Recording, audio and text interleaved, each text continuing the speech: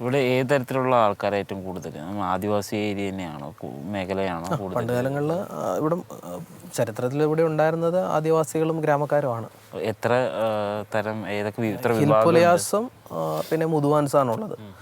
മുതുവാൻ എന്ന് ഉദ്ദേശിക്കുന്ന മുതുക് എന്ന് ഉദ്ദേശിക്കുന്നത് നമ്മുടെ മുതുക്, വാൻ എന്ന് പറഞ്ഞാൽ വഹിക്കുക. കാരണം ഇവർ കുട്ടികളെയൊക്കെ ബാക്കിൽ ഒരു തുണിയിൽ വഹിച്ചുകൊണ്ടാണ് കാട്ടിൽ പണിക്ക് പോകുന്നതും എല്ലാ ജോലിക്ക് പോകുന്നതും. അപ്പോൾ അതുകൊണ്ടാണ് ആ മുതുവാൻ എന്ന് പേര് വരാൻ കാരണം. പിന്നെ പുലിയവർഗത്തിൽപ്പെട്ട ഹിൽപുലിയാസ് എന്ന് പറഞ്ഞാൽ അവർ കുറച്ചും കൂടി നമ്മുടെ ടൈപ്പ് ഓഫ് ഈ നാട്ടിലോട്ടുള്ള ആളുകൾ ജീവിക്കുന്ന രീതിയിൽ വരാൻ ഇഷ്ടപ്പെടുന്ന ആളുകളാണ്. പക്ഷേ മുതുവാൻ അവരെന്ന് പറയുന്ന ഒരു മല കൃഷിയൊക്കെ ചെയ്ത് കുറച്ചും കൂടി അവർ കുറച്ച് ഷൈ ആണ് അവർ. സാധാരണ ആളുകളായിട്ട് അങ്ങനെ വല്ലപ്പോഴും മാസത്തിലൊരിക്കലൊക്കെ വെളിയിൽ വരുള്ളൂ. പിന്നെ ഇവിടെ ഫോറസ്റ്റ് ഡിപ്പാർട്ട്മെൻറ്റായിട്ട് വർഷങ്ങളായിട്ട് ജോലി ചെയ്യുന്നവർക്കൊരു സ്റ്റാഫ് ഗ്രേഡ് പോസ്റ്റ് അങ്ങനത്തെ കുറച്ച് നല്ല കാര്യങ്ങൾ ഒക്കെ ചെയ്യുന്നുണ്ട്. കൂടുതലും മല മുകളിൽ കുറേയധികം ട്രൈബൽ കോളനീസ് ഉണ്ട് ഇവിടെ. അപ്പോൾ മലമുകളിൽ കൃഷികൾ ചെയ്യുന്നുണ്ട്. തേന, റാഗി നമുക്ക് കാണാം. പച്ചപ്പായിട്ട് കാണുന്നത് മിക്കതും കൃഷി ഇതാണ്. പിന്നെ തൈലപ്പുല്ല് അവരുടെ മെയിൻ ഒരു വരുമാന മാർഗ്ഗമാണ്. ഇവർക്ക് ഒരിക്കലും പട്ടയമുള്ള ഒരു സ്ഥലമല്ല. ഇവർക്ക് കുറച്ച് കൃഷി ചെയ്യാനും അവർക്ക് ഉപയോഗിക്കാനായിട്ട് ഡിപ്പാർട്ട്മെൻറ്റ് തന്നെ അനുവദിച്ചു കൊടുത്തിട്ടുണ്ട്. പണ്ട് കാലങ്ങളിൽ ഈ മുതുവാൻ എന്ന് പറയുന്ന വംശത്തിൽപ്പെട്ട ആളുകൾ എങ്ങനെയാണെന്ന് പറഞ്ഞാൽ യാത്ര ചെയ്ത് താമസിക്കുന്ന ആളുകൾ. ഒരു സ്ഥലത്ത് താമസിക്കും, അവിടെ കുറേ കൃഷികൾ ചെയ്യും. അതിൻ്റെ ഒരു സമയം കഴിഞ്ഞ് കഴിയുമ്പോൾ വേറൊരു സ്ഥലത്തേക്ക് പോകും. പിന്നീട് എല്ലാ കാര്യങ്ങളും അറിയില്ല. ഇപ്പോൾ ജീവിക്കാൻ എക്സ്പെൻസ്, ഈ സസ്റ്റൈനബിൾ അക്കോമഡേഷൻ, അതൊക്കെ ബുദ്ധിമുട്ടാണ് മെയിൻറ്റെയിൻ ചെയ്യാൻ. അപ്പോൾ അതുകൊണ്ട് തന്നെ ഇപ്പോൾ ഗവൺമെൻറ് ഇവർക്ക് നല്ലൊരു എമൗണ്ട് വീട് നിർമ്മിക്കാൻ കൊടുക്കുന്നുണ്ട്, കോൺക്രീറ്റ് വീടുകൾ. അപ്പോൾ ആളുകളെല്ലാം അതിലോട്ട് മാറി ഒരു പെർമനൻറ്റ് സ്റ്റേ എന്നുള്ള രീതിയിലായി. പക്ഷെ അവരുടെ ആ ഒരു രീതി നല്ലതാണ്. കഴിഞ്ഞ ദിവസം ഒരു നല്ല രസമുള്ള ഒരു സംഭവം വായിച്ചു. അതായത് ഈ ആനകൾ ഏറ്റവും കൂടുതൽ ലോകത്ത് യാത്ര ചെയ്യുന്ന ജീവിയാണ്, അത് ഈ മൈഗ്രേറ്റിംഗ്. അപ്പോൾ അതിൽ ഒരു 137 പോയിൻറ്റ്സാണ് അവർ പറയുന്നത്. അതുകൊണ്ട് മറ്റുള്ള മൃഗങ്ങൾക്ക് എന്താണ് ഗുണം, പ്രകൃതിക്ക് എന്താണ്. ഇപ്പോൾ എക്സാമ്പിൾ പറയുകയാണെങ്കിൽ ആനകൾ ചവിട്ടുന്ന സമയത്ത് അവിടെ കുഴികൾ രൂപപ്പെടുന്നു, അതിൽ വെള്ളം നിറയുന്നു, അതിൽ തവളകൾ നടക്കുന്നു. അപ്പോൾ ആന കുറച്ചധികം ദൂരം നടക്കുമ്പോൾ അതെല്ലാം കുഴികൾ. അപ്പോൾ ഇവർക്കും മൈഗ്രേറ്റ് ചെയ്യാനുള്ള ഒരു പാത്ത് വേ. പിന്നെ ഇവർ പോകുന്ന കൂട്ടത്തിൽ മാനുകളും പന്നികളും മറ്റു മൃഗങ്ങളെല്ലാം ഇവരുടെ പുറകെ യാത്ര ചെയ്യും, ഒരു ഗ്യാപ്പ് ഇട്ട്. അതായത് ഇവരൊരു മരത്തിൻ്റെ മുകളിൽ നിന്ന് ഓടിക്കുന്നു, അത് ചെറുതാകുന്നു, അത് തളുത്ത് വരുമ്പോൾ ചെറിയ മൃഗങ്ങൾ കഴിക്കാനുള്ള ഭക്ഷണമായി മാറുന്നു. അങ്ങനെ കുറേ ഇൻട്രസ്റ്റിംഗ് ആയിട്ടുള്ള ഫാക്ട്. അതുപോലെ ഇവരുടെ ആ ഒരു സിസ്റ്റം നല്ലതാണ് ആക്ച്വലി. കാരണം ഇവരൊരു സ്ഥലം പെർമനൻ്റ് ആയിട്ട് താമസിച്ച് അവിടെ നശിപ്പിക്കുന്നില്ല. കൃഷി ചെയ്യുന്നു, പിന്നീട് അത് വിട്ടു പോകുന്നു, വീണ്ടും മണ്ണ് പഴയ രീതിയിലാകുന്നു, പിന്നെ വീണ്ടും വേറൊരു സ്ഥലത്ത് ചെയ്യുന്നു. അപ്പോൾ അതിങ്ങനെ ഒരു റോൾ ചെയ്ത് വരുന്നത് അത് നല്ല സിസ്റ്റമായിരുന്നു. അതിപ്പോൾ നിലവിൽ അങ്ങനത്തെ ഒരു സിസ്റ്റം ഇല്ല. ശരിക്കും ഈ ജോഹിം പറഞ്ഞ പോലെ ഇതൊരു ശരിക്കും ഒരു തമിഴ്നാട് കേരളത്തിൻ്റെ ഒരു ബോർഡറായിട്ട് ശരിക്കും നമ്മുടെ ഈ ഇതാണല്ലോ ഇവിടുത്തെ പരമ്പരാഗത ആളുകൾ. അതായത് ഇവിടെ 5 നാട് എന്നാണ് നാട് അറിയപ്പെടുന്നത്. 5 നാട്. പക്ഷെ 5 നാടിൽ 4 ഉള്ളൂ ഇപ്പോൾ. അതായത് നമ്മൾ കാണുന്ന മറിയൂർ, പിന്നെ ബാക്കി എല്ലാ ഗ്രാമങ്ങളും ഇങ്ങനെ. അതിന് നടുവിലൂടെ പാമ്പാർ നദി, അതായത് കിഴക്കോട്ട് ഒഴുകുന്ന പാമ്പാർ നദി പോകുന്നുണ്ട്. അതിൻ്റെ അപ്പുറമായിട്ട് കാരിയൂർ, കീഴാന്തൂർ, കാന്തല്ലൂർ, പിന്നെ കൊട്ടക്കുടി.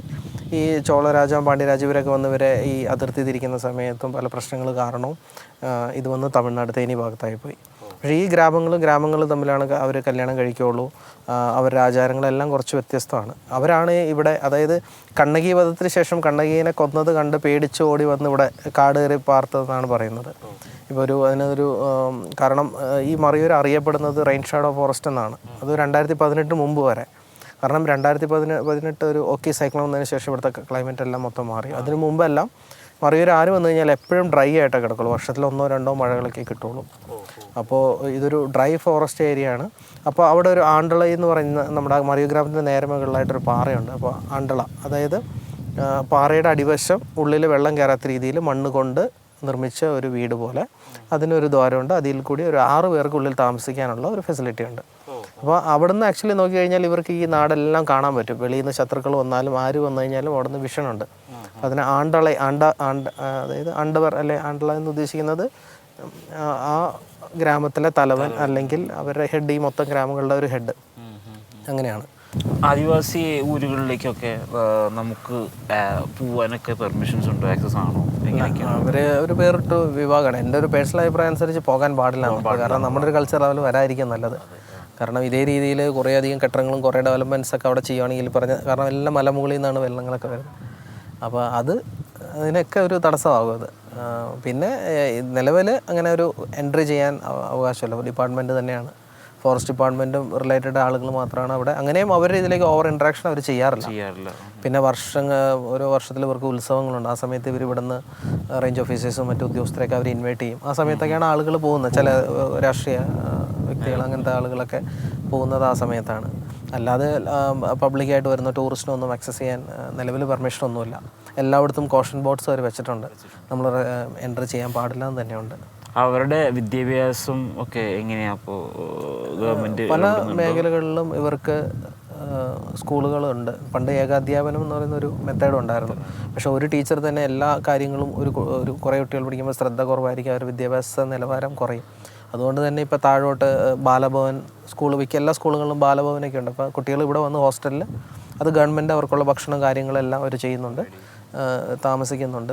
ഇപ്പോൾ നമ്മുടെ സ്കൂളിൽ തന്നെ നമ്മുടെ പ്രത്യേകിച്ച് ഇവിടുത്തെ നമ്മുടെ കാത്തലിക് സ്കൂളുകളിലോടെല്ലാം ചേർത്ത് ഹോസ്റ്റൽസ് ഉണ്ട്. അപ്പം മിക്കവാറും അവിടുത്തെ അന്തേവാസികൾ നമ്മുടെ ഈ കുടികളിൽ നിന്നുള്ളവരാണ്. അപ്പോൾ അവർക്ക് ഈ പറഞ്ഞ പോലെ ഏകാധ്യാപക സ്കൂളുകളിൽ നിന്നുള്ള ഒരു ശരിക്കും ഹയർ എഡ്യൂക്കേഷനുള്ള നല്ലൊരു സാധ്യത തുറന്നു കൊടുത്തത് നമ്മുടെ സിസ്റ്റേഴ്സിൻ്റെയും അല്ല നമ്മുടെ സഭയുടെ സ്കൂളുകളാണ്. അപ്പോൾ മറയൂരിൽ തന്നെ അങ്ങനെ നമുക്ക് സെൻറ്റ് മേരീസ് സ്കൂൾ അതിനോട് ചേർന്നുള്ള ഹോസ്റ്റലുണ്ട്. പിന്നെ അതുപോലെ തന്നെ സഹായഗിരി സ്കൂളിനോട് ചേർന്നുള്ള ഹോസ്റ്റലുണ്ട്. അതുപോലെ കാന്തല്ലൂർ സേക്രഡ് ഹാർട്ട് ബ്രദേഴ്സ്, അതുപോലെ തന്നെ മൈക്കിൾഗിരിയിലുണ്ട് സെൻറ്റ് ആൻസ് സിസ്റ്റേഴ്സിൻ്റെ ഹോസ്റ്റലുണ്ട്. അത് ഒത്തിരി ഈ കുടികളിൽ വിദ്യാഭ്യാസത്തിൻ്റെ ഒരു വലിയൊരു തുറവിയായിരുന്നു. കാരണം ജോഗിൻ പറഞ്ഞ പോലെ ഈ പല കുടികളിലും വിദ്യാഭ്യാസം ഒരു പ്രാധാന്യമുള്ളൊരു കാര്യമല്ല. അവർ അവിടെ ജീവിക്കുന്നു, സ്വസ്ഥമായിട്ട് ജീവിക്കുന്നു, കൃഷി ചെയ്യുന്നു. പക്ഷേ ഈ വിദ്യാഭ്യാസം വന്നതിൻ്റെ ഒത്തിരി വ്യത്യാസം അവർക്കുണ്ട്. അപ്പോൾ അതിന് ഏറ്റവും കൂടുതൽ പ്രചോദനം കൊടുത്ത് നമ്മുടെ കത്തോലിക്ക സഭയാണ് ഇവിടെ ഒത്തിരി പ്രാധാന്യം കൊടുത്തിട്ടുണ്ട്. പിന്നെ ഗവൺമെൻറ്റിൻ്റെ ചില ഹോസ്റ്റൽസ് ഉണ്ട്, അവരും അതിനകത്ത് പ്രവർത്തിക്കുന്നുണ്ട്. പിന്നെ അവരുടെ അന്നത്തെ കൃഷി രീതി എന്ന് പറഞ്ഞു കഴിഞ്ഞാൽ നമ്മുടെ നെല്ല്, പിന്നെ തെര, റാഗി ഇതൊക്കെയായിരുന്നു. പക്ഷേ ഇന്ന് അത് മറയൂർ ശർക്കര എന്ന് പറയുന്നത് അതും നല്ല രീതിയിലല്ല ചെയ്യുന്നത്. കാരണം വിളകളെ കുറിച്ച് ചോദിച്ചല്ലേ. കാരണം മറയൂർ 13 എന്ന് പറയുന്ന ഒരു തരം ഒരു ഗ്രേഡുണ്ട്. ഇപ്പം നമ്മൾ പല ചെടികൾക്കും പല നേര് പറയുമല്ലോ. അതുപോലെ ഈ 13 എന്ന് പറയുന്ന ഗ്രേഡ്, അതായത് ഒരു 85% ഷുഗർ കണ്ടൻറ്റും 15% വാട്ടർ കണ്ടൻറ്റുമുള്ള ഇതുകൊണ്ട് ചെയ്യുന്ന ശർക്കരയാണ് മറയൂർ ശർക്കര. അത് ഏകദേശം ചെയ്തു വന്നിട്ട് ഒരു 40 വർഷമായിട്ടുള്ളൂ. അതിനു മുമ്പെല്ലാം ഇവിടെ നെല്ലായിരുന്നു. ഈ കുറുവ, കരിങ്കുറുവ, പൊക്കാളി, കൊമ്പൻ, പിന്നെ ഈ രക്തശാലി, ഗന്ധശാല, അങ്ങനെ ഒരു 10-36 ഇനത്തിൽപ്പെട്ട നെല്ലുകൾ ഇവിടെ ഉണ്ടായിരുന്നു. അപ്പോൾ എല്ലാം നശിച്ചിപ്പോൾ നമ്മൾ എനിക്ക് തോന്നുന്നു ഒരു 90%-ഓളം ഏരിയ, 95%-ഓളം ഏരിയ കരിമ്പ് തന്നെയാണ്. കരിമ്പും പിന്നെ ഇപ്പോൾ ഈ കവുങ്ങ്, തെങ്ങ് അങ്ങനെയൊക്കെ ആയി തുടങ്ങിയിട്ടുണ്ട്. ചന്ദനം എന്ന് പറയുന്നത് വളരെ കുറച്ച് ഏരിയ ഉള്ളൂ. അത് നല്ല രീതിയിൽ പ്രൊട്ടക്റ്റഡ് ആണ്. അതിങ്ങനെ ഗവൺമെൻറ് നല്ല രീതിയിൽ തന്നെ പ്രൊട്ടക്റ്റ് ചെയ്യുന്നുണ്ട്. വിളകളെന്ന് പറയാൻ മറയൂർ ഇപ്പോൾ നിലവിലൊരു മെജോറിറ്റി എന്ന് പറയുന്നത് കരിമ്പ് മാത്രം. ഈ മറയൂർ ശർക്കരയിൽ തന്നെ വ്യാജങ്ങൾ അതായത് ഇവിടെ ആളുകൾ ചെയ്യുന്നതെന്ന് പറഞ്ഞാൽ ഈ നമ്മളിപ്പോൾ ഒരു കിലോ പഞ്ചസാര മേടിക്കുന്ന 44 അല്ലെങ്കിൽ 45 രൂപ. പക്ഷേ ഈ 16 രൂപ 15 രൂപയ്ക്ക് സെക്കൻഡ് ഗ്രേഡ് പഞ്ചസാര നമുക്ക് കിട്ടും. ഇത് ഉരുക്കി കഴിയുമ്പോൾ ഇതിൻ്റെ കളർ ബ്രൗൺ ആയിട്ട് മാറുകയാണ്. ഇപ്പോൾ ഇതൊരു ജാഗ്രയുടെ ഒരു ഷുഗർ കെയിൻ ജ്യൂസിൻ്റെ കൂടെ ചെറിയ രീതിയിൽ ആഡ് ചെയ്യുകയാണെങ്കിൽ ആർക്കും കണ്ടുപിടിക്കാൻ പറ്റില്ല. അപ്പോൾ ഇവരെന്താ നോക്കുന്നതെന്ന് പറഞ്ഞാൽ നമ്മുടെ ആളുകളുടെ ഒരു പ്രശ്നം എന്ന് പറഞ്ഞു കഴിഞ്ഞാൽ കൂടുതൽ തിളക്കമുള്ളത് അല്ലെങ്കിൽ കളറുള്ളതിനൊക്കെയാണ് മാർക്കറ്റ്. അപ്പോൾ മറയൂർ ശർക്കര എന്ന് പറയുന്നത് ഒരു ബ്ലാക്കിഷ് ബ്രൗൺ ആണ്. അപ്പോൾ അതിനെക്കുറിച്ച് അറിയാവുന്നവർ മാത്രമാണ് അത് അന്വേഷിച്ച് മേടിക്കുന്നുള്ളൂ. അത് എവിടെ കിട്ടും എന്നുള്ള കാര്യത്തിലും ആളുകൾ കൺഫ്യൂസാണ്. ഇപ്പോൾ 1-2 ആളുകൾ അതിനെക്കുറിച്ച് ഇനിഷ്യേറ്റീവ് എടുത്ത് അതിനെ നല്ല രീതിയിൽ ചെയ്യാൻ നോക്കുന്നുണ്ട്. അതൊരു നല്ല കാര്യമാണ്. ഇത് ഈ മറയൂർ ശർക്കരയും സാധയും നമ്മുടെ നാട്ടിൽ കിട്ടുന്നതും തമ്മിൽ ഇങ്ങനെ തിരിച്ചറിയാൻ എന്തെങ്കിലും? മറയൂർ ശർക്കരയിൽ ഈ സൾഫേറ്റ് ആഡ് ചെയ്യുന്നത്, അതായത് നമ്മൾ സൾഫേറ്റ് ആഡ് ചെയ്യുന്നതോറുമാണ് ഈ യെല്ലോ ഇഷ്യൂ വരുന്നത്. ഇപ്പോൾ സേലം, വെല്ലം എന്നൊക്കെ പറഞ്ഞ് വരും. ഈ കൽക്കണ്ടം പോലെ ക്യൂബ്സ് ആയിട്ടൊക്കെ വരുന്നുണ്ട്, ഫുൾ യെല്ലോ കളർ. അതൊക്കെ സൾഫേറ്റ് അളവ് കൂടുതൽ ആഡ് ചെയ്യുന്നതാണ്. പഞ്ചസാരയും സെക്കൻഡ് ഗ്രേഡ് പഞ്ചസാരയും കൂടുതലാണ്. പക്ഷേ നേരെ മറിച്ച് മറയൂർ ശർക്കര എന്ന് പറഞ്ഞാൽ ബ്ലാക്കിഷ് ബ്രൗൺ ആണ്. പിന്നെ അതിൽ ഫുഡ് ഗ്രേഡ് ചുണ്ണാമ്പാണ്. പണ്ട് കാലത്ത് നീറ്റൊക്കെ ആയിരുന്നു. ഇപ്പോൾ അത് ഉപയോഗിക്കാൻ പാടില്ല എന്ന് സ്ട്രിക്റ്റ് ആയിട്ടുള്ളൊരു ഫുഡ് സേഫ്റ്റി FSSAയുടെ ഇതൊക്കെ ഉണ്ട്. അപ്പോൾ അവർ ഫുഡ് ഗ്രേഡ് ലൈം ചുണ്ണാമ്പാണ് ഉപയോഗിക്കുന്നത്. അത് കട്ടി ആണെങ്കിൽ അത് ഉപയോഗിക്കണം. അപ്പോൾ അത് മാത്രമാണ് ഒരു ഏക ഇത്. അപ്പോൾ അതുകൊണ്ട് ചെയ്യുന്നത് മാത്രമാണ് മറയൂർ ശർക്കര. വാങ്ങുന്നവർക്ക് ഇങ്ങനെ ഇത് മനസ്സിലാക്കാൻ പറ്റും. കൂടുതലും കളറ് തന്നെയാണ് പിന്നെ ഇപ്പോൾ ഗവൺമെൻറ് ഇപ്പോൾ നമ്മൾ കെമിക്കൽ റെസ്ട്രിയോ അല്ലെങ്കിൽ ഹെവി മെറ്റൽ റെസ്ട്രിയോ പെസ്റ്റിസൈഡ് റെസ്ട്രിയോ എന്ന് പറഞ്ഞ കുറേ ടെസ്റ്റുകളൊക്കെ വെച്ചിട്ടുണ്ട്. അപ്പോൾ എല്ലാവർക്കും അത് നിർബന്ധമാക്കണം, ടെസ്റ്റുകൾ നടത്തണം. ഗവൺമെൻറ് രീതിയിൽ ഹെൽത്തിൻ്റെ രീതിയിൽ അതിനെ ഒരു അവയർനെസ് കൊടുത്ത് അതിനെക്കുറിച്ച് ഇതിൻ്റെ മാർക്കറ്റിംഗ് ഫലങ്ങളും അതൊക്കെ അങ്ങനെ കൊണ്ടുവന്ന് കഴിഞ്ഞാൽ മാത്രമാണ് അത് ആളുകൾക്ക് തിരിച്ചറിയാൻ ബുദ്ധിമുട്ടാണ്. കാരണം പലപ്പോഴും ഈ ആളുകൾ വാങ്ങിക്കാൻ ചെല്ലുമ്പോൾ ആകർഷകമായിട്ടുള്ള കളറാണ് നോക്കുന്നത്. അതാണ്. അപ്പോൾ അത് അങ്ങനെ ആകർഷകമാക്കാൻ വേണ്ടിയാണ് ഇതുപോലെ പല കെമിക്കൽസും ചേരുന്നത്. ജോയും പറഞ്ഞ പോലെ ഇതിൻ്റെ ഒരു ഒറിജിനൽ കളർ എന്ന് പറഞ്ഞാൽ നമ്മൾ ശരിക്കും ഒരു ജ്യൂസ് എടുക്കുമ്പോൾ ഒരു പച്ച കളറ്, പിന്നെ അത് നമ്മൾ ആലയിലിട്ട് തിളപ്പിച്ചെടുക്കുമ്പോൾ ആ പച്ച ഒരു ഡാർക്ക് ഗ്രീനായിട്ട് മാറും. ശരിക്കും അതാണ് അതിൻ്റെ കളറ്. പക്ഷേ പലപ്പോഴും സംഭവിക്കുന്നത് ഈ പറഞ്ഞ പോലെ കൂടുതൽ ആകർഷകമാക്കാൻ, ആൾക്കാരെ ആകർഷിക്കാൻ വേണ്ടി അതിനകത്ത് രാസവസ്തുക്കൾ ചേർക്കുന്നു, അല്ലെങ്കിൽ മറ്റ് വില കുറഞ്ഞ സാധനങ്ങൾ ഇതിൻ്റെ കൂടെ മിക്സ് ചെയ്ത് ഈ മറയൂർ ശർക്കരയുടെ ഒരു തനിമ, അതിൻ്റെ ഒരു ഭയങ്കര യുണീക്കായിട്ടുള്ളൊരു ടേസ്റ്റായത് അത് നഷ്ടപ്പെടുന്നുണ്ട്. ശരിക്കും നഷ്ടപ്പെടും. അതുപോലെ ഇങ്ങനെ ഒരു കാരണമുണ്ട്, അതായത് കളറ് ഈവനാക്കാൻ. അത് മാർക്കറ്റിൽ നമുക്കറിയാം. നമ്മളിപ്പോൾ ഒരു പച്ചക്കറി എന്താണെങ്കിലും നമ്മളിപ്പോൾ എല്ലാ പിഞ്ചും ഇടത്തരോ മൂത്തതോ എല്ലാം മിക്സ് ചെയ്തുകൊണ്ട് കഴിഞ്ഞാൽ ഒരിക്കലും നമുക്ക് മാർക്കറ്റ് കണ്ടിന്യൂ ആയിട്ട് കിട്ടില്ല. അപ്പോൾ കളറ് മെയിൻറ്റെയിൻ ചെയ്യണം, അതിനും ആളുകൾ ചേർക്കുന്നുണ്ട്. അപ്പോൾ അതൊക്കെ ഒരു പ്രശ്നമാണ് ശരിക്കും. മറയൂർ ശർക്കരയെ കുറിച്ച് പറഞ്ഞല്ലോ, അത് എന്തുകൊണ്ടാണ് അത് ഇത്ര സ്പെഷ്യലാവാൻ കാരണം? അല്ല, മറയൂർ ശർക്കര അതാണ് ഒന്ന്, സാധാരണ കരിമ്പിനേക്കാളും ഷുഗർ കണ്ടൻറ്റ് കൂടുതലാണ്, വാട്ടർ കണ്ടൻറ്റ് കുറവാണ്. നമുക്കിപ്പോൾ എക്സാമ്പിൾ നമ്മൾ ഈ പാറയിൽ നിൽക്കുന്ന തൈലപ്പുല്ലിൻ്റെ ഈ പുല്ലിൻ്റെ ഇതും ഒരു വെള്ളം അല്ലെങ്കിൽ ഒരു ചതുപ്പി നിൽക്കുന്ന പുല്ലിൻ്റെയും തമ്മിലുള്ള കണ്ടൻറ്റ് വ്യത്യാസമുണ്ടാവും. ഒന്ന്, ഇതൊരു ഡ്രൈ ഏരിയ ആണ്, അപ്പോൾ അതുകൊണ്ട് തന്നെ ജലാംശം കുറവായിരിക്കും. അപ്പോൾ അത് കോൺസെൻട്രേറ്റ് ആയിരിക്കും. അപ്പോൾ കുറച്ച് ഇതുകൊണ്ട് ക്വാളിറ്റി കൂടുതലുള്ള ഉൽപ്പാദിപ്പിക്കാൻ പറ്റും.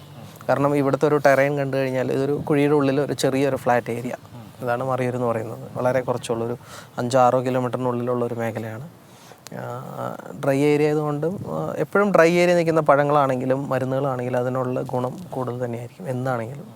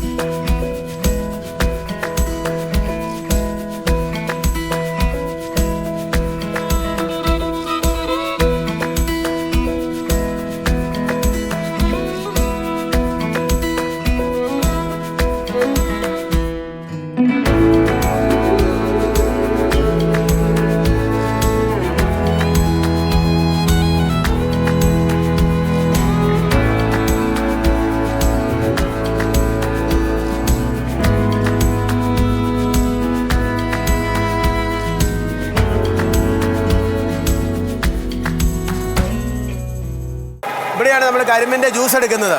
പഴയ കാലത്ത് ബെൽറ്റേലാണ് ഇത് ഓടിക്കൊണ്ടിരുന്നത്. ഇപ്പോൾ ബെൽറ്റേൽ ഇപ്പം നമ്മൾ ഗിയർ ബോക്സ് വെച്ചാണ് ഓടിക്കുന്നത്. ഈ ആധുനിക രീതിയിലുള്ള ക്രഷറാണിത്. ഇതിൻ്റെ അകത്തുനിന്ന് നമുക്ക് 90% കരിമ്പിൻ്റെ ജ്യൂസും പിഴിഞ്ഞെടുക്കാൻ പറ്റും. ഈ മെഷീൻ ആയതുകൊണ്ട് 90% കരിമ്പിൻ്റെ ജ്യൂസും പിഴിഞ്ഞെടുക്കാൻ പറ്റും. ഈ കരിമ്പിൻ്റെ ജ്യൂസ് ഇതുപോലെ ആ ടാങ്കിൽ പോയി വീട് പല തട്ടുകളിൽ ഫിൽട്ടർ ചെയ്താണ് ഇത് അങ്ങോട്ട് ടാങ്കിലേക്ക് പോകുന്നത്. അവിടുന്ന് മോട്ടോർ വെച്ച് അടിച്ചു കയറ്റും. അവിടുന്ന് പല തട്ടുകളിൽ ഫിൽട്ടർ ചെയ്യും. പല തട്ടുകളിൽ ഫിൽട്ടർ ചെയ്താണ് അത് ആ നമ്മുടെ കൊപ്ര ഇരിക്കുന്ന ടാങ്കിലേക്ക് എത്തുന്നത്.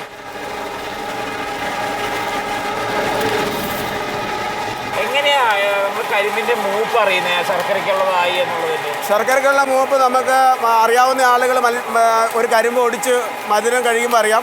അതുകൂടാതെ അതിനൊരു മെഷീനുണ്ട്. ഇപ്പം എത്ര ശതമാനം ഷുഗർ കണ്ടൻറ്റ് ഉണ്ടെന്നുള്ളത് അറിയാൻ ഈ കരിമ്പിൻ്റെ ജ്യൂസ് ഒരു 2 തുള്ളി അത്ര ഒഴിച്ച് നോക്കിയാൽ മതി.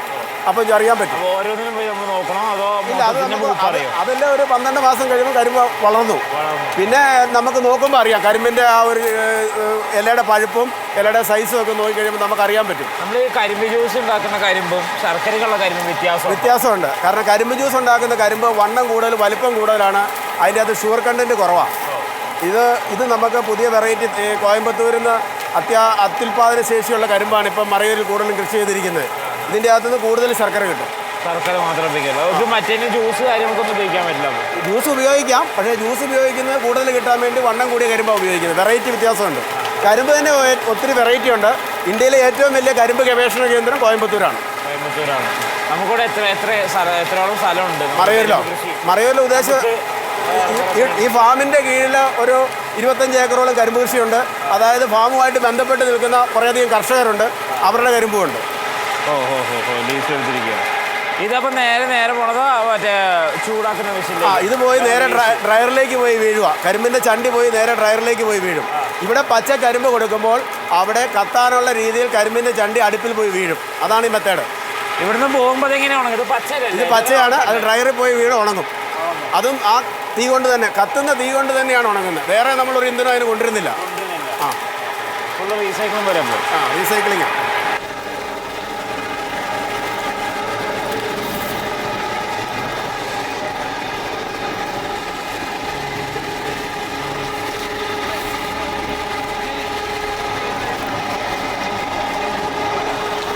നമ്മൾ വേറെ എന്തൊക്കെ പ്രൊഡക്റ്റാണ് കൊടുക്കുന്നത്?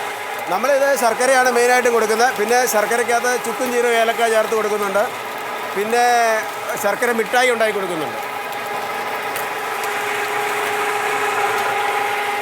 ഇതൊക്കെ ഉണങ്ങിയ ചണ്ടികളാണോ? അല്ലല്ല, ഇത് പച്ച ചണ്ടി. ആദ്യത്തെ ഒരു കുറുക്ക് അവിടെ അടുപ്പ് ചൂടാകുന്നിടം വരെ ഇതിവിടെ വാരിയിടും. ലാസ്റ്റ് ഇത് കൈകൊണ്ട് തന്നെ വാരിയിടും. ഓക്കെ. ഇത് കഴിഞ്ഞിട്ടുള്ള പ്രോസസ്സ് എന്താ? ഇത് കഴിഞ്ഞിട്ട് ഈ കരിമ്പ് ജ്യൂസ് അവിടെ പോയി പാത്രത്തിൽ പോയി തിളയ്ക്കും. ഓക്കെ. അവിടുന്ന് ആദ്യം പമ്പാവും. അവിടുന്ന് അത് അടിച്ച് ടാങ്കിൽ ചെല്ലും.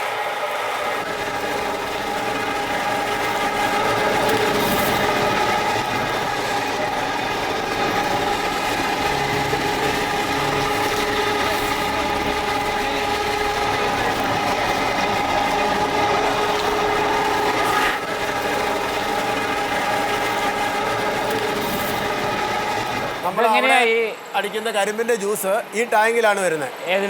ഈ ടാങ്കിൽ അവിടെ അടിക്കുന്ന ജ്യൂസ് പല പ്രാവശ്യം അരിച്ച് ലാസ്റ്റ് വീണ്ടും ഒന്നുകൂടി അരിച്ച് ഈ ടാങ്കിൽ വന്നിറങ്ങും. നമ്മൾ ഒരു സമയം 1 ടൺ കരിമ്പിന്റെ ജ്യൂസാണ് എടുക്കുന്നത്. 1 ടൺ കരിമ്പിന്റെ ജ്യൂസ് 600 ലിറ്റർ കാണും. 600 ലിറ്റർ ജ്യൂസ് 2.5 മണിക്കൂർ നേരം തിളച്ച് കഴിയുമ്പോൾ 100 കിലോ ശർക്കര കിട്ടും. 100 കിലോ ശർക്കര കിട്ടും.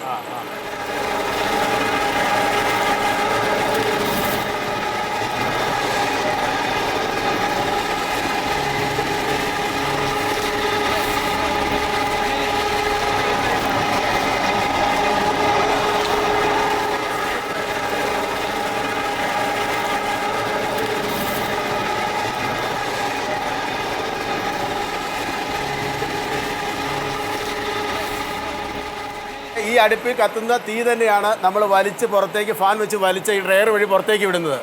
ആ പൈപ്പിൻ്റെ ചുറ്റും കിടന്ന് കരിമ്പിൻ്റെ ചണ്ടി ഉണങ്ങിയാണ് അടുപ്പിൽ വന്ന് വീഴുന്നത്. അപ്പോൾ അവിടെ പച്ച കരിമ്പ് കൊടുക്കുമ്പോൾ അടുപ്പിൽ തീ കത്താൻ പരുവത്തിന് ഉള്ള രീതിയിൽ കരിമ്പിൻ്റെ ചണ്ടി വന്ന് ഇവിടെ വന്ന് വീഴുകയാണ് ചെയ്യുന്നത്. അതായത് ഫ്യൂവൽ ഒരേ സമയം കരിമ്പിൻ്റെ ജ്യൂസും ഫ്യൂവലും ഉണ്ടാവുക. വേറൊരു ഇന്ധനവും നമ്മൾ ഉപയോഗിക്കുന്നില്ല. ഈ ഇന്ധനം ഈ കരിമ്പിന്റെ ചണ്ടി കൊണ്ട് തന്നെയാണ് ഈ ജ്യൂസ് പറ്റി ആവുന്നത്. ഈ മെഷീനൊക്കെ ഇറങ്ങാൻ ഉപയോഗിക്കുന്ന എനർജി, മെഷീൻ ഇറങ്ങാൻ ഉപയോഗിക്കുന്നത് കറണ്ടാണ്. ഇത് തീ കത്തിക്കാൻ ഉപയോഗിക്കുന്നത് കരിമ്പിന്റെ ചണ്ടി മാത്രമാണ്. അതായത് ഇത് ആദ്യം നമ്മൾ 600 ലിറ്റർ ജ്യൂസ് ഈ ടാങ്കിലാവും. അത് തുറന്ന് ഈ പാത്രത്തിലേക്ക് ആദ്യം ഒഴിക്കും. അത് കഴിഞ്ഞ് എന്നിട്ട് ഈ പാത്രത്തിൽ എടുത്തു കഴിയുമ്പോൾ ഇത് തുറന്ന് അതിലേക്ക് ഒഴിക്കും. അപ്പൊ ഇങ്ങനെ റൊട്ടേറ്റ് ആയിട്ട് നമുക്ക് വന്നുകൊണ്ടിരിക്കും. വാൽവ് കൊടുത്തിരിക്കുന്നത്. അപ്പൊ ഇത്രയും തീ ഇതിന്റെ അടിവഴി പോകുന്നത് കൊണ്ട് ഈ കരിമ്പിന്റെ ജ്യൂസ് കുറച്ച് പറ്റി കിട്ടും. അത്രയും പറ്റി ഒരു 25% പറ്റി കിട്ടും. അത് പറ്റി കിട്ടുന്നതിന് വേണ്ടിയാണ് ഈ പാത്രത്തിൽ ഇവിടെ വെച്ചിരിക്കുന്നത്. അത് കഴിഞ്ഞിട്ട് പിന്നെ അങ്ങോട്ട് തുറന്നു വിടും.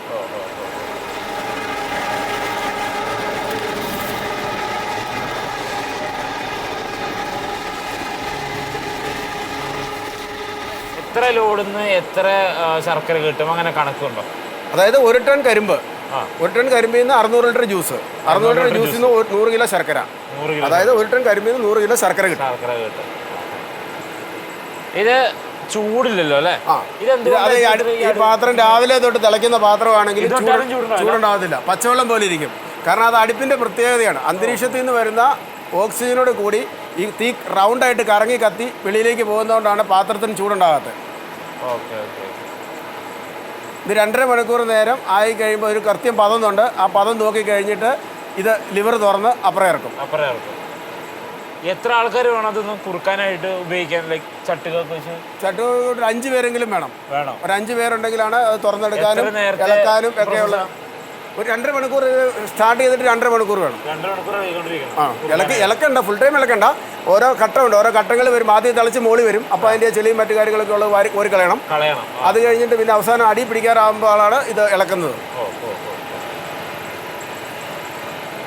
ഇതിലെന്തെങ്കിലും ഒരു ടെമ്പറേച്ചറിന്റെ കുറവോ അല്ലെങ്കിൽ അങ്ങനെ എന്തെങ്കിലും പാളിച്ചകൾ വന്ന് അതിന്റെ ക്വാളിറ്റി കുറയോ? ക്വാളിറ്റി അല്ല, ശർക്കര ഉരുളത്തേ ഇല്ല, വാരി കളഞ്ഞാൽ മതി. പിന്നെ അങ്ങനെ നഷ്ടങ്ങൾ വരാറുണ്ട്. അങ്ങനെ വരാറുണ്ട് ഇടയ്ക്കിടയ്ക്ക്. അപൂർവമെങ്കിലും മഴക്കാലത്ത് നമുക്ക് അന്തരീക്ഷവും ഇതുമായിട്ടുള്ള വ്യത്യാസം വരുമ്പം ഒക്കെ ചില വ്യത്യാസങ്ങൾ വരുന്നുണ്ട്. വളരെ എക്സ്പേർട്ടായ ആളുകളാണെങ്കിൽ അങ്ങനെ ഒരിക്കലും സംഭവിക്കത്തില്ല. ഭയങ്കര നഷ്ടമുണ്ടാവും. എത്ര ഡിഗ്രി ചൂട് വേണം അങ്ങനെ വല്ലതും ടെമ്പറേച്ചർ ഉണ്ടോ? ഒരു 150 ഡിഗ്രി എങ്കിലും ഡിഗ്രിയിൽ ഒരുപോലെ തിളച്ചുകൊണ്ട് നിന്ന് കഴിഞ്ഞാൽ അത്രയും നന്നായിരിക്കും ശർക്കര. ഇത് ശർക്കര അവസാന ഭാഗമാണ് ഈ കാണുന്നത്. ഇത് ശർക്കര കറക്റ്റ് കരിമ്പുന്നൂര് പറ്റിച്ച് അതിൻ്റെ പദം എത്തിക്കഴിയുമ്പോൾ നമ്മൾ ഈ ശർക്കര തോണിയിലേക്ക് ഒഴിക്കുകയാണ്. ഈ ശർക്കര തോണി ഉണ്ടാക്കിയേക്കുന്നത് കാട്ടുമാവിൻ്റെ തടി കൊണ്ടാണ്. കാട്ടുമാവ് വേറെ ഏത് തടിയാണേലും അത് ഇത്രയും ഹീറ്റായിട്ടുള്ള ഈ ശർക്കര പാവ് വന്ന് വീണ് കഴിയുമ്പോൾ കളറിളകും. ആ കളർ ഇളകാതിരിക്കുന്നതിന് വേണ്ടിയാണ് പരമ്പരാഗതമായി ആളുകൾ കണ്ടുപിടിച്ച് മനസ്സിലാക്കിയിരുന്ന കാര്യമാണ് കാട്ടുമാവിൻ്റെ തടി.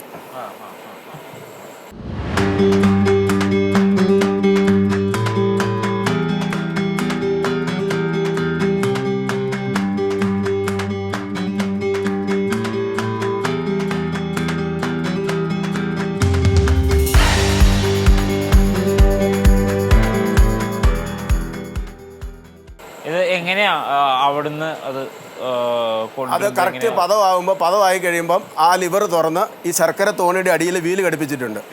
ഇതിൻ്റെ അടിയിൽ ഇത് അടുപ്പിൻ്റെ അടുത്തേക്ക് വളരെ അടുപ്പിച്ച് വെക്കും. എന്നിട്ട് ആ ലിവർ തുറന്ന് ആ ശർക്കര പാവ് ഇങ്ങോട്ട് ഞങ്ങളൊരു വലയും കൂടെ വെച്ച് അരിച്ച് ശുദ്ധമായിട്ടാണ് ഇതിലേക്ക് ഇറങ്ങുന്നത്. പാകമായെന്ന് അറിയുന്ന എക്സ്പേർട്ടായ ആളുകൾ അത് കൃത്യമായ രീതിയിൽ തൊട്ട് നോക്കി കൈകത്ത് ചെറിയ ഉണ്ടയായിട്ട് ഉരുട്ടി നോക്കും. ചെറിയ ഉണ്ടയായിട്ട് നല്ല തിളച്ച ആ സാധനം തന്നെ കയ്യിലെടുത്ത് കൈകൊണ്ട് ഉരുട്ടി നോക്കുമ്പോൾ ഉരുണ്ട് വരുന്നത് അറിയാൻ പറ്റും, മണത്തിൽ അറിയാൻ പറ്റും. പിന്നെ അത് ആ പാത്രത്തിൽ എറിഞ്ഞു നോക്കിയാലും അതിൻ്റെ സൗണ്ടിൽ അറിയാൻ പറ്റും. ഉരുട്ടുന്ന ഉണ്ട പാത്രത്തിൽ എറിഞ്ഞു നോക്കുമ്പോൾ അതിൻ്റെ സൗണ്ടിലും അറിയാൻ പറ്റും. അങ്ങനെയാണ് അതിൻ്റെ പദം മനസ്സിലാക്കുന്നത്. ഇത് ഓട്ടോമാറ്റിക്കായിട്ട് തന്നെ ഇത് കുറച്ച് സമയം കൊണ്ട് ഉണങ്ങും. ഉണങ്ങുന്നതിന് മുമ്പായിട്ട് ഇത് അങ്ങോട്ടും ഇങ്ങോട്ടും ഒരു തടി കൊണ്ടുള്ള പലകയുണ്ട്, അത് വെച്ച് ഓടിക്കും. ഓടിച്ചു കഴിഞ്ഞിട്ട് ഈ വലിയ ചട്ടുകം കൊണ്ട് 4 സൈഡിലേക്കും വലിച്ചു കൂട്ടി ഇതുപോലെ ചെറിയ ഉണ്ടയായിട്ട് ഉരുട്ടിയെടുക്കും. ഇത് എത്ര നേരം എടുക്കും ഇത് ഉണങ്ങാനുള്ള? ഇത് ഉണ്ടയായിട്ട് ഉരുട്ടി കഴിഞ്ഞാൽ ഒരു 1/2 മണിക്കൂർ കൊണ്ട് അത് നല്ല കല്ലുപോലെയാവും. ഇത് എന്താ ഇതിന്റെ കാലാവധി? എത്ര കാലത്തേക്ക് നിൽക്കും? നമ്മളിത് ചെറിയ ഉണ്ടയായിട്ട് ഉരുട്ടുന്നതുകൊണ്ട് ജലാംശം വളരെ കുറവാണ്. അതുകൊണ്ട് 3 മാസം ഞങ്ങൾ ഇതിന് ഷെൽഫ് ലൈഫ് കൊടുക്കുന്നുണ്ട്. 3 മാസത്തേക്ക് കൊടുക്കുന്നുണ്ട്. ഇത് ഈ വലുപ്പം തന്നെയാണോ ഉണ്ടാക്കി കൊടുക്കുന്നത്? ഞങ്ങളുടെ ശർക്കര എന്ന് പറഞ്ഞാൽ 6 ഉണ്ട 1 കിലോയാണ്. അപ്പം ജലാംശം ചെറുതായിട്ട് ഉരുട്ടുന്നിടത്തോളം ജലാംശം അതിൻ്റെ അകത്ത് നിൽക്കത്തില്ല. അത് തന്നെയല്ല, ഞങ്ങൾ കുറച്ച് ക്വാണ്ടിറ്റി ആയിട്ടാണ് ഉണ്ടാക്കുന്നത്. അതുകൊണ്ട് പറ്റിയെടുക്കുമ്പോൾ ഒട്ടും ജലാംശം ഇല്ലാതെയാണ് അത് ഞങ്ങൾ കുറുക്കിയെടുക്കുന്നത്.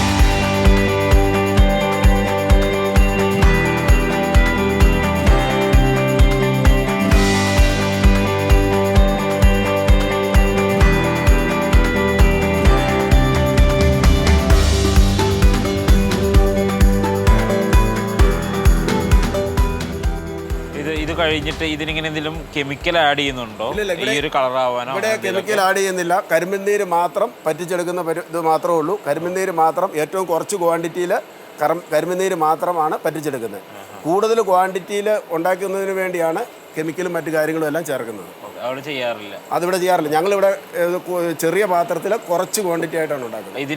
ഇതെങ്ങനെയാണ് നമുക്ക് പുറത്ത് ഇതിന്റെ ഒറിജിനൽ ഇതാണോ ശരിക്കും മറയൂർ ശർക്കര, അല്ലെങ്കിൽ എങ്ങനെയാണ് വ്യത്യാസം നമുക്ക് തിരിച്ചറിയാൻ പറ്റുക? വ്യത്യാസം സാധാരണഗതിയിൽ തിരിച്ചറിയാൻ പറ്റില്ല.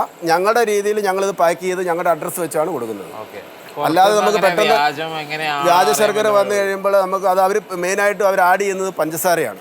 പഞ്ചസാര എന്ന് പറയുമ്പോൾ മധുരം കൂടുതലാണ്. അപ്പോൾ മധുരത്തിലൊന്നും നമുക്കത് കണ്ടുപിടിക്കാൻ പറ്റത്തില്ല. ശർക്കരയ്ക്ക് ശർക്കരയുടേതായ ഒരു മധുരമുണ്ട്, അധികം മധുരമില്ല. ഒരു ശർക്കരയുടേതായ ഒരു മധുരമാണ് ശർക്കരയ്ക്കുള്ളത്.